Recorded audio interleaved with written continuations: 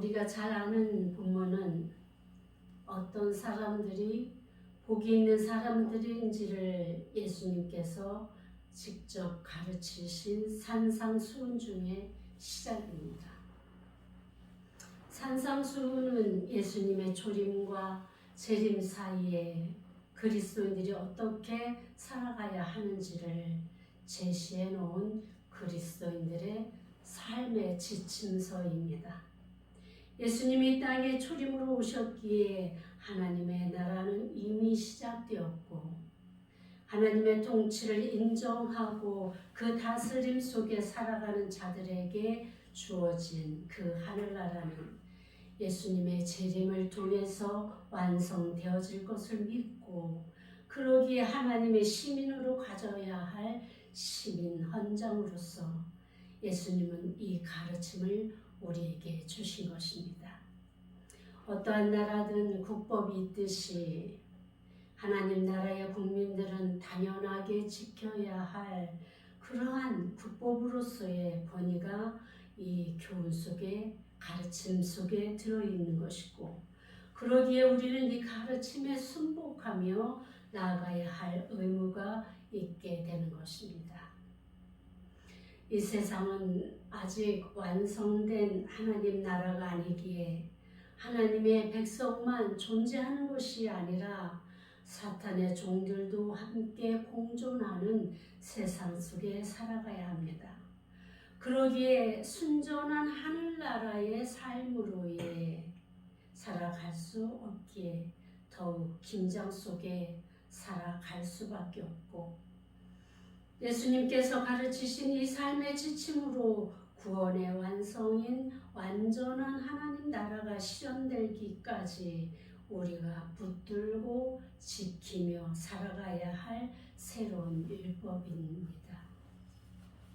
율법이라면 무조건 나쁜 것으로 생각하여서 터부시하는 현 세대들에게 예수님은 율법을 폐하러 오신 것이 아니라 완성시키러 오셨다고 분명히 말씀하셨습니다. 하나님은 구약에서 1차적으로 이스라엘 백성과 시내산에서 언약을 맺으시면서 저들은 외적 행위의 율법을 받았습니다. 그래서 그 행위를 어떻게 하느냐에 따라서 하나님의 백성으로서의 자격을 인정받았고 실제적으로 눈에 보이는 세상의 것으로 잘되고 오래 살고 복되고 부자되고를 이 땅에서 부여받았습니다. 그렇게 직접적인 하나님 나라를 저들은 거부하고 사람이 왕이 되어 자신들을 보호하는 것을 요구하며 저들 즉 사람들이 자초해서 하나님을 떠나고 배신하고 사람을 섬기기를 선택함으로 하나님과의 관계가 끊어져 버리게 된 것입니다. 에덴 동산에서의 불순종으로 시작된 사람들이 하나님 싫어함과 버림과 떠남이 하나님으로부터 시작된 것이 아니라 사람이 자초함으로 사람의 불행은 시작된 것입니다. 그렇게 죄와 악과 눈물과 불행은 우리 사람들이 시작했지만 하나님은 우리에게 주의 사랑의 희생을 통해서 다시 살 길을 주셨습니다. 절대적 하나님의 은혜의 이 자리를 놓치지 않고 자기의 죄를 회개하고 하나님이신 예수님을 하나님의 아들로 인정하고 믿고 따르는 자들에게 다시 하나님 나라의 백성이 될 기회를 제공하신 것이 바로 이 땅에 오신 예수님의 일생의 이야기가 아니겠습니까? 이제 예수님은 이전의 구약시대의 율법만으로 의인이 될 수 없음을 선포합니다. 구약에서 우리에게 주셨던 그 율법 10계명과 예수님이 다시 오셔서 새로운 율법 이 말씀을 주신 팔복 속에 들어있는 핵심 단어는 하나님의 의입니다. 하나님의 의를 우리가 어떻게 지키고 행하며 나가는지가 가장 중요한 하나님의 요구셨습니다. 우리는 지금 그저 주어진 환경 속에서 우리가 들어왔던 하나님의 말씀을 기억하며 간간히 지키며 사는 것이 우리의 믿음의 전부라고 생각하지만 하나님은 분명한 하나님의 의를 드러내면서 하나님의 의대로 살아갈 것을 우리에게 요구하셨던 것입니다. 구약의 10계명이 어떤 말씀입니까? 하나님을 잘 섬기고 사람과의 관계에서 어떤 것을 지키며 살아야 될 것을 우리에게 명령하신 것 아니겠습니까? 그런데 예수님께서 이 땅에 오셔서 우리에게 주신 말씀은 육체적인, 외형적인 이런 의를 지키는 것만으로 되지 않음을 말씀하십니다. 왜냐하면 구약 당시는 하나님께서 직접 저들을 다스리는 하나님 왕국, 신정 국가로서의 모습을 갖추고 있었습니다. 그런데 사람들이 하나님의 다스리는 그 신정 국가를 싫다고 사람을 왕으로 세워달라고 이렇게 요구함으로 하나님과 사람의 관계가 떨어질 수밖에 없었던 것이죠. 이제 저들 마음속으로 외형적인 것을 지키는 것을 주된 자기들의 율법으로 생각하기에 심지어 저들 나름대로의 하나님이 명령하지 않은 것까지 만들어서 그것까지 올가매는 그야말로 올무로 사람들을 더 옥죄어 왔음을 보게 됩니다. 그 마음의 생각이 어떠한지, 그 행동을 하는 그 마음 속에 진정한 하나님을 향한 마음이 있는지 없는지 여부를 떠나서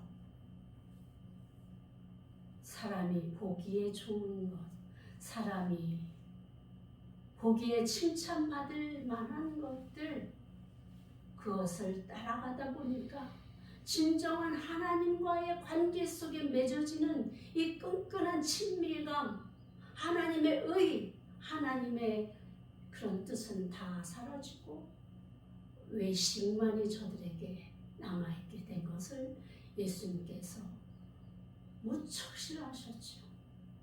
심지어 제사장들과 사두개인들과 바리새인들에게 뭐라고 말씀하십니까? 외식하는 자들이요, 독사의 자식들이다. 이렇게 예수님께서 정말 온 마음으로 함께하는 의를, 하나님의 의를 드러내지 않는 저들, 외식적으로 그저 남에게 잘 보이기, 사람에게 보이기 위해서 행하는 저들의 형식적인 모습, 그것을 주님은 그것뿐만 아니라 이것도 행하여야 할 것이다 라고 말씀하시면서 오늘 우리에게 가르쳐 주시는 하나님의 의가 들어있는 것이 산상교훈입니다. 오늘부터 우리는 산상수훈을 하나하나 배워갈 것입니다. 정말 우리 예수님께서 우리에게 요구하시는 하나님의 뜻은 어떤 것인지 우리가 다시 한번 확인하고 배우며 그 말씀대로 살아가야 이제 오실 주님을 맞이하게 되지 않겠습니까? 하나님의 의가 무엇인지, 구약의 의가 외적으로 어떻게 행해야 하는가에 머문다고 한다면 신약에서의 산상수훈은 율법의 행위뿐만 아니라 내적인 이 안에서 내 마음속에서 어떤 마음, 동기 영역, 내 마음의 동기 영역까지 확대하고 있다고 볼 수 있습니다. 다시 말하면 내 속에서 어떤 동기를 가지고 있는가 하는 심한 심적인 부분까지 심화해서 우리의 완전함에 이르는 그리스도인의 삶을 요구하고 계신 것입니다.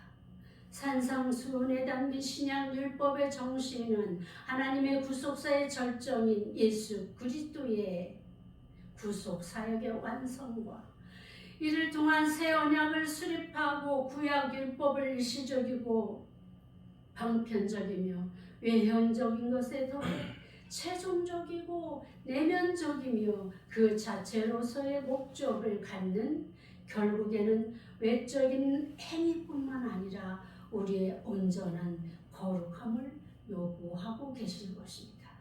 그러기에 주님이 오실 재림의 때가 가까이 왔음을 자각하고 사는 우리에게 더욱 이 가르침은 필요하게 된 것입니다.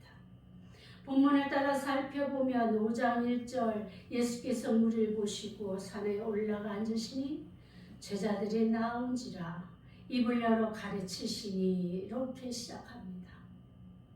우리가 언뜻 보기에는 예수님께서 산을 올라가 앉으시고 그것을 본 예수님을 따르는 자들이 몰려와 그들을 자리에 다 정렬해서 앉히신 후에 예수님께서 복 있는 사람은 말이야 하시며 팔복에 대해서 강의를 하셨구나 라고 상상하시겠지만 사실은 이 팔복은 한 자리에서 펼쳐진 것이 아닙니다. 이 교훈은 이곳에서 저곳에서 전해주셨던 예수님의 가르치심을 마태가 읽는 독자들이 쉽게 한 자리에서 읽어내릴 수 있도록 일목요연하게 정리한 그러한 장문인 것입니다. 아무튼 지금 예수님 앞에 앉아있는 사람들은 예수님의 기적과 이사를 보고 들으며 따라다니는 사람들이었습니다. 이들은 세상의 것에 관심을 두고 따라다니지만 예수님은 이들에게 하나님 나라의 시민으로서 갖추어야 할 의에 대해서 말씀하십니다. 그 첫 번째로 심령이 가난한 자는 복이 있나니 하시며 세상에서 쫓아다니는 외적인 추구가 복이 아님을 설명하십니다. 심령이 가난한 사람은 어떤 사람입니까? 이런 사람은 세상의 소망을 끊고 오직 하나님께로만 소망을 두고 사는 자를 말합니다. 주님 밖에는 그 누구도 도울이 없어 오직 하나님만 바라고 은혜를 구하는 자, 그러기에 내세울 것 없어서 조용히 주님 앞에 엎드려 있는 자를 말합니다. 부자가 낙타를 타고 바늘길을 통과하기가 어렵다는 말이 있듯이 가진 것이 있는 사람은 온전히 누군가를 바라보기 어렵습니다. 오히려 누군가에게 드러내려 하고 누군가 위에 군림하려 합니다. 여기에서 가난한 자는 어떤 사람을 말하는가 하면 수입이 적어서 근근덕신으로 살아가는 사람을 말하지 않습니다.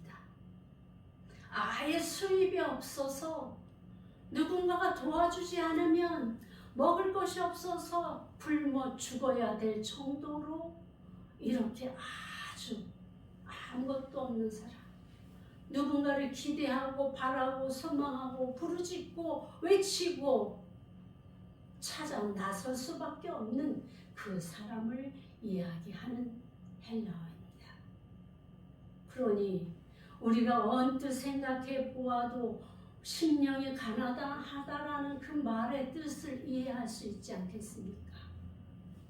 물론 이 말은 육신적인, 육체적인 갈증을 느끼는 가난한 자를 포함하지만 우리는 예수님께서 지금 말씀하시는 것은 영적인 갈급함을 갖고 있는 자, 영적으로 주님만을 바라보는 자, 주님을 기대하며 주님을 부르짖고 주님 앞에 나아가고 주님과 함께하기를 원하는 그 사람, 온전히 그의 마음속의 주인은 오직 나의 왕 나의 예수 그리스도, 주님만을 품고 사는 사람을 바로 가난한 자다 이렇게 설명하고 있습니다.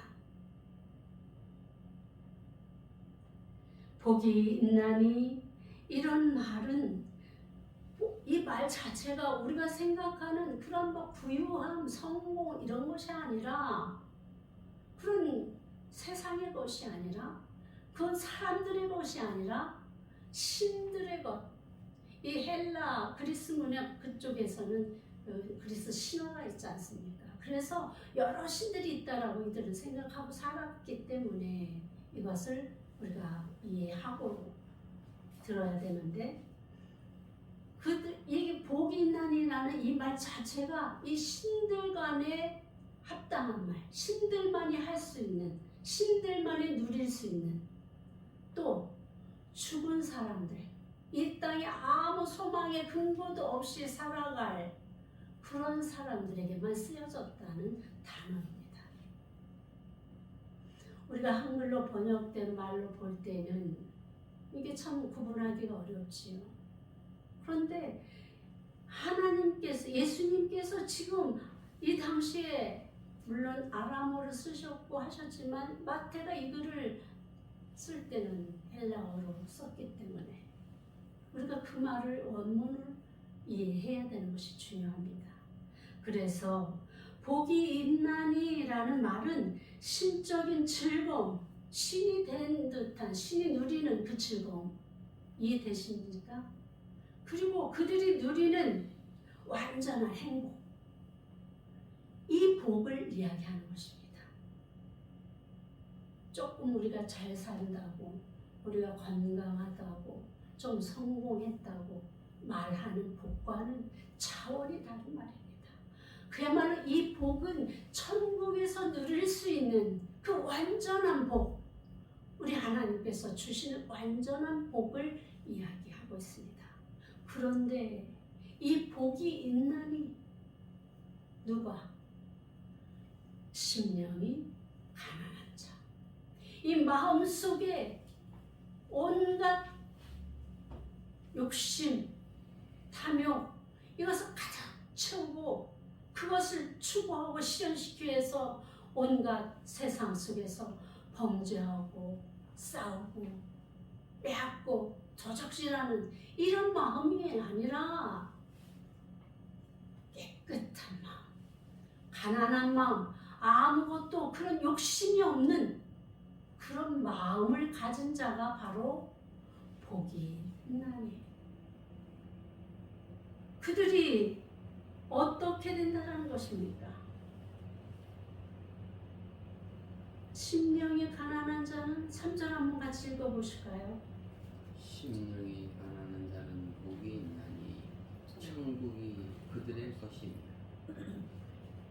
그러니까 지금 예수님께서 말씀하시는 걸 잘 우리가 연결해서 살펴보면은 완벽한 신들이 누리는 그러한 그 복, 완전 무결한 행복, 이것은 하나님으로부터만 줄 수 있는 것이지 다른 신들 아니라는 것이죠. 세상의 것 아니라는 것이죠. 우리의 욕심으로 얻어질 수 있는 것 아니라고 말씀하고 있는 것입니다. 그런 자들만이 어디에 갈 수 있다는 거예요? 천국에 갈 수 있는 거예요. 천국이 그들의 것이미려 이렇게 말씀하십니다. 연결되지 않습니까? 마음이 가난하여서 하나님만 바라보고 하나님만 구하는 자들은 그들이 결국은 천국을 갈 것이고 그들이 간 그 천국에서 누리는 복은 완전 무결한 그런 행복, 이것이 한 문장으로 요약되지 않습니까?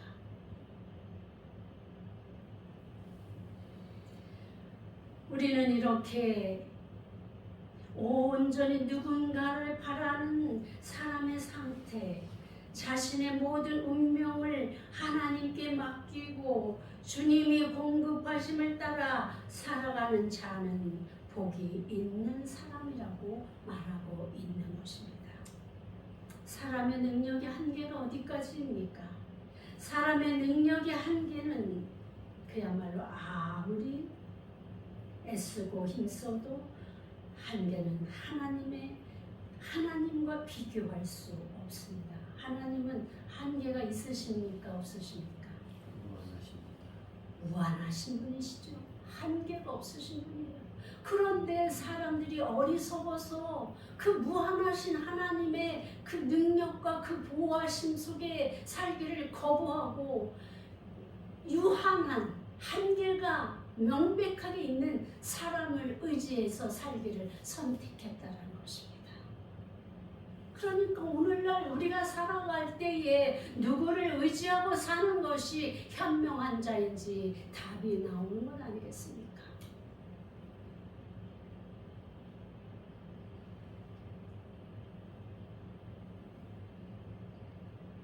하나님 앞에서 우리의 자세를 우리가 어떻게 인식하고 나아가느냐 하는 자신들의 무기력함이나 무능력을 인정하며 전적인 하나님의 은혜를 구하는 겸손한 상태, 그것이 바로 가난한 자입니다. 많은 목사님들이 그런 설교를 하시죠. 마음을 내려놓아라.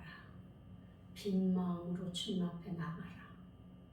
바로 오늘 우리에게 주시는 심령이 가난한 자, 그들이 바로 마음을 내려놓고 자신의 주인이 되지 않고 주님을 나의 주인으로 모시고 사는 자, 그들에게 주님은 천국을 주시겠다고 약속하신 것입니다. 그렇다면 심령이 가난한 자는 자신의 것을 의지하거나 자랑하지 않는 자임을 우리가 알아야 됩니다. 어떤 사람들은 자기가 가진 자그마한 것들, 하나님이 보시기에는 세상의 모든 것은 정말 아무것도 아닌 거예요. 티끌과 같은 것. 아무리 부자라 해서 말할 수 없는 세상의 최고의 부자라 할지라도 하나님께서 한순간에 훅 하고 부르시면 모든 것이 끝나는 것이 사람의 한계입니다. 아무리 지식이 많아서 박사학위를 몇십 개를 가지고 있다 할지라도 하나님이 어느 날 그의 뇌에 충을 먹게 하면 아무 것이 소용없어지는 거예요. 기억조차 할 수 없는 그런 사람이 되는 거예요. 그동안 쌓아온 엄청난 그 지식으로 인해서 오히려 저를 망하게 하는 그런 사람들도 우리가 많이 보게 됩니다. 성공을 했다고요? 대통령이 되면은 우리가 정말 부러워집니까, 여러분? 저는 그렇지 않습니다. 세상의 권세를 다 준 것 같은 그런 사람들, 하나님이 하루아침에 그 목을 치시면 한마디도 남기지 못하고 갈 수밖에 없는 것이 세상의 권력입니다. 그런데 우리는 왜 이것을 알면서도 왜 그것을 쫓아 하나님이 우리에게 이렇게 저렇게 살아라 하신 그 말씀을 우리가 이행하지 않고 살아가는 것입니까? 왜 우리가 우리 하나님의 말씀보다 세상의 것을 더 인정하고 따라가고 그것의 가르침을 받으려고 동분서주하는 것입니까? 자신이 그렇게 하나님보다 더 위대하다고 능력이 많다고 그렇게 생각하시는 것입니까? 그렇다면 여러분들이 하나님이십니까? 아니잖아요. 여러분들이 아무리 애쓰고 힘써도 우리는 하나님의 티끌로 만들어진 존재, 다시 티끌로 돌아갈 수밖에 없는 존재에 불과하다는 것을 스스로 인정할 때 하나님의 존재가 나의 왕이 되고 나의 그리스도가 되고 나의 구세주가 되는 것 아니겠습니까? 아직도 내 마음에 내가 주인이 되고 내 생각이 나의 활동에 생활의 지침서가 되는 사람이라면 하나님이 그 사람을 그리스도인으로 천국에 들어갈 사람으로 그렇게 인정하시겠습니까? 하나님은 여러분들이 하나님의 의를 행하며 하나님과 동행하며 살기를 기뻐하시고 원하십니다. 그렇게 하여야 다시 우리가 영생 복락할 하나님의 나라, 하나님의 천국, 그곳에 우리가 들어갈 수 있게 되기 때문인 것입니다. 하나님은 우리 모두가 하나님과 밀접한 관계를 가지고 하나님과 동행하며 살기를 원하십니다. 왜냐하면 하나님이 우리를 지으셨기 때문에, 우리가 하나님의 자녀라고 그렇게 주님이 우리를 골라주셨기 때문에 그렇게 이후의 삶에서 함께 살기를 기뻐하시기 때문인 것입니다.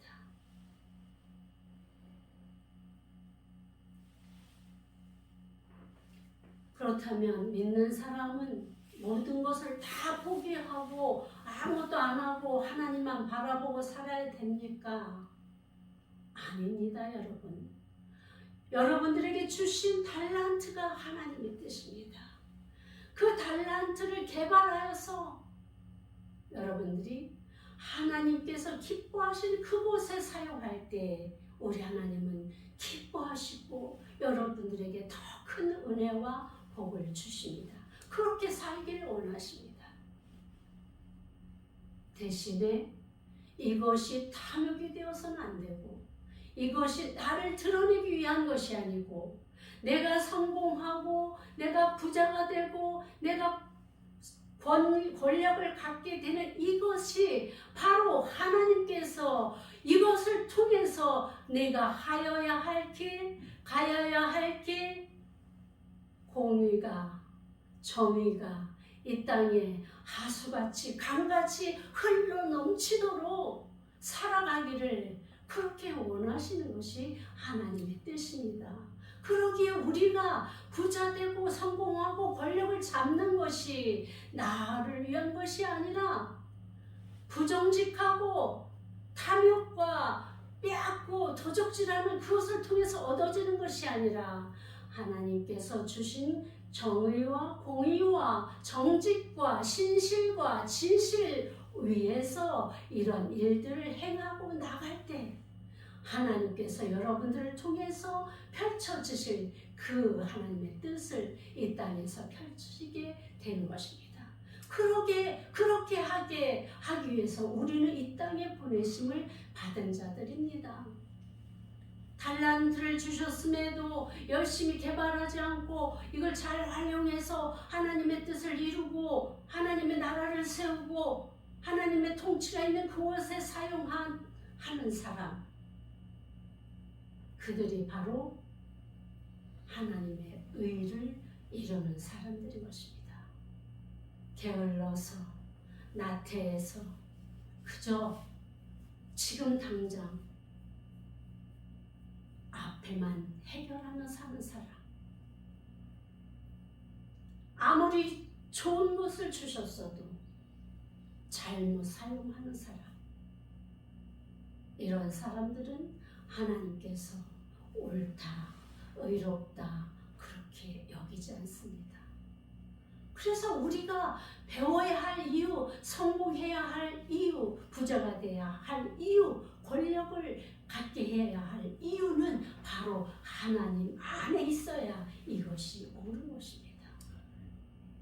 우리가 이것을 이루며 살아가기 위해서 우리는 열심히 노력하고 개발하고 성실하게, 정직하게, 진실되게 이 땅에서 살아가야 되는 것입니다.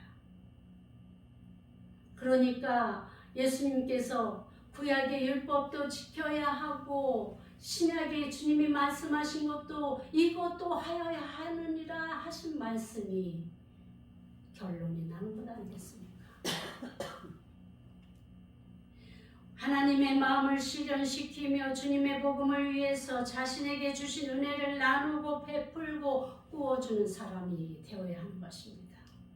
날마다 하나님의 앞에 서 있음을 인식하고 하나님의 청지기로서 삶을 살아가는 사람, 그 사람이 바로 하나님의 의를 드러내는 사람인 것입니다. 거룩한 삶은 우리 그리스도인들의 최종에 완성되어야 할 삶의 모습입니다.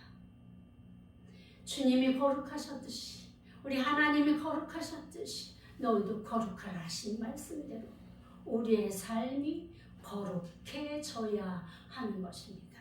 그렇게 하기 위해서 우리는 바로 첫 번째로 하여야 할 일, 마음이 가난한 자, 우리 하나님을 나의 주인으로 모시는 것, 이것이 우리에게 첫 번째로 요구되는 것입니다.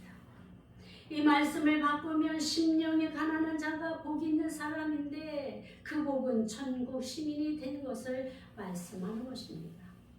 그러니까 우리가 바라는 복이 아니라 천국 시민이 되는 것이 복이라는 말씀이 되는 것입니다. 결국 우리가 바라는 천국에서 하나님과 영생 복락하는 그 복을 얻기 위해서 우리가 하여야 할 것은 하나님만 바라보고 그 은혜를 기다리며 겸손하게 하나님 앞에서, 세상에서, 사람 앞에서 살아가는 것이 되는 것 아니겠습니까? 우리 자신의 중심을 하나님을 모시고 하나님의 말씀을 붙들고 하나님 나라의 시민으로의 왕이신 예수 그리스도의 다스림과 통치를 받으며 평안과 기쁨을 누리는 하나님의 시민으로 살아가기를 힘쓰는 자들이 되어야 하는 것입니다. 단적으로 자신이 다스리는 나라에서 살 것인지, 하나님이 다스리는 나라에서 살 것인지 우리가 스스로 선택하는 현명한 지혜가 필요한 것입니다. 아직도 보잘것없는 자신의 것을 부여잡고 하나님의 통치를 거부하는 자들은 결단코 하나님의 나라에 들어갈 수 없습니다. 왕이신 나의 하나님, 내가 주를 높이며 영원히 주의 이름을 송축하나이다. 이런 고백이 우리의 찬송 속에 그야말로 날마다 삶이 되어 나와야 되는 것 아니겠습니까? 사랑하는 성도 여러분, 이제 우리가 어떤 결단으로 나가야겠습니까? 심령이 가난한 자가 되기 위해서 우리는 무엇을 해야 되겠습니까? 그리고 주님이 주시는 그 은혜와 은총을 만족하며 감사하며 살아가는 사람이 바로 심령이 가난한 사람 아니겠습니까? 오늘 손경민 목사님이 지으신 충만이라는 찬양곡 가사가 이렇습니다. 무명이어도 공허하지 않는 것은 예수 안에 만족함이라. 가난하여도 부족하지 않는 것은 예수 안에 오직 나는 부요함이라. 고난 중에도 견뎌낼 수 있는 것은 주의 계획 믿기 때문이라. 실패하여도 일어설 수 있는 것은 예수 안에 오직 나는 승리함이라. 난 예수로 충만하네. 난 예수로 충만하네. 난 예수로 충만하네. 영원한 왕 내 안에 살아계시네.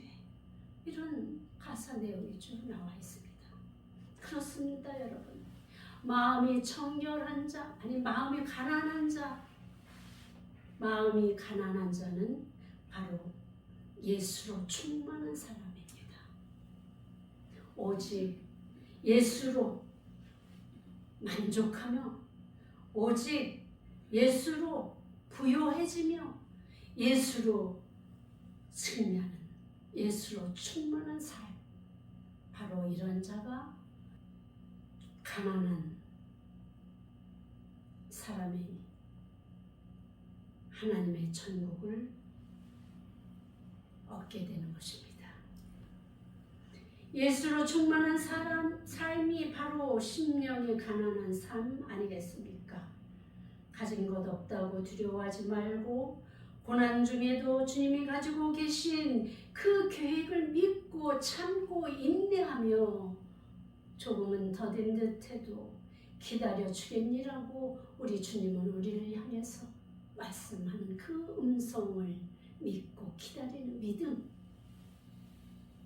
하나님의 열심으로 이루겠다고 우리에게 약속하신 그 믿음, 그것을 믿는 믿음, 그 믿음으로 우리가 우리의 왕 되신 우리 하나님을 의지하고 바라고 따라가는 삶을 살아가는 우리 모두가 되셔서 천국이 너의 것이라고 인쳐주심을 기대하며 심령이 가난한 자로 살아가기를 힘쓰는 우리 모두가 되어야 하지 않겠습니까? 그 은혜의 복을 받아 누리는 우리 모두가 되시기를 예수님의 이름으로 축원합니다. 기도하십시오.